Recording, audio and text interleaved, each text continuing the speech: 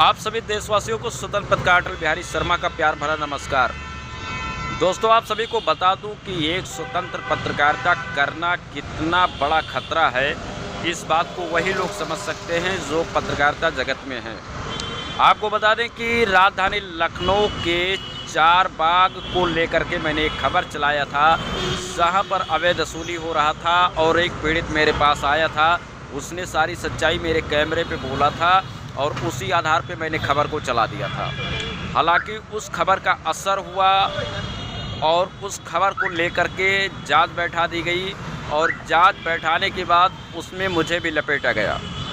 आपको बता दें कि आज गोरखपुर मंडल यानी कि मुख्यालय से एक उप निरीक्षक, एक कांस्टेबल पूछताछ करने के लिए, जांच की प्रक्रिया पूरी करने के लिए मेरे पास आए थे। उन्होंने मेरा स्टेटमेंट लिया और उन्होंने हमसे पूछा, जो प्रश्न किया मैंने उस प्रश्नों का उत्तर दिया।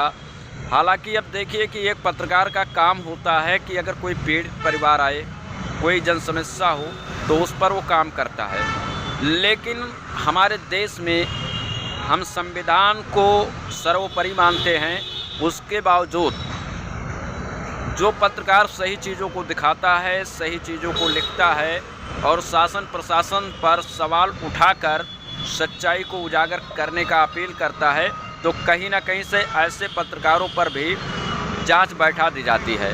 हालांकि जो दो लोग मेरे पास आए थे मुख्यालय से, उन लोगों ने मुझसे बहुत अच्छे से बातचीत की और उन्होंने मेरा सहयोग किया, हमने उनका सहयोग किया। लेकिन सोचने वाली बात यही है कि जिस तरीके से पत्रकारों पर जांच बैठा दी जाती है, पत्रकारों पर दबाव बनाया जाता है, पत्रकारों को धमकी दी जाती है, अगर इसी तरीके से सब कुछ चलता रहा तो सच्चाई कौन दिखाएगा। हमने वीडियो उस आधार पर चलाया था जिस आधार पर पीड़ित ने अपने बयान को दिया था।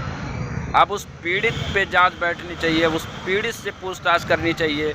उसने कबूला है कि मैं इतने लाख रुपए दे चुका हूँ, महीने में इतने रुपए मैं चार बाग पे देता हूँ, साथ ही उसके पास पूरे प्रमाण हैं, तो उससे बातचीत करनी चाहिए, उससे पूछताछ करनी चाहिए।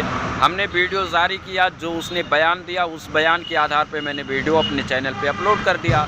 हालांकि अब ये हमारे समझ में नहीं आ रहा है कि पूछताछ में मुझे शामिल किया जा रहा है। एक मैं स्वतंत्र पत्रकार हूँ, जो मेरे पास आएंगे मैं उनकी समस्याओं को सुनूंगा और उनकी समस्याओं को दिखाने का प्रयास करूंगा।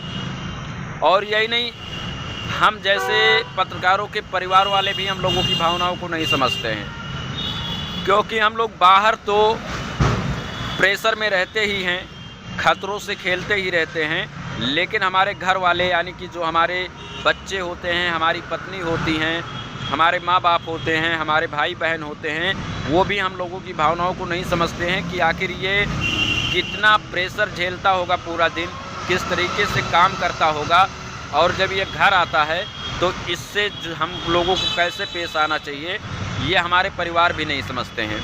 इसलिए एक पत्रकार ना तो रो सकता है और ना हंस सकता है और ना अपनी बातों के लिए लड़ सकता है, क्योंकि पत्रकार का मेन मकसद होता है देश के लिए, समाज के लिए, पीड़ित परिवार के लिए, अपराध भ्रष्टाचार के लिए काम करना। बाकी आप क्या सोचते हैं कमेंट करके ज़रूर बताइएगा। और अगर हम जैसे पत्रकारों को खबर दिखाने के लिए अदालत में जाना पड़ेगा, हमारे ऊपर जांच बैठा दी जाएगी, तो मैं देश के लिए, समाज के लिए क्या काम कर पाऊँगा।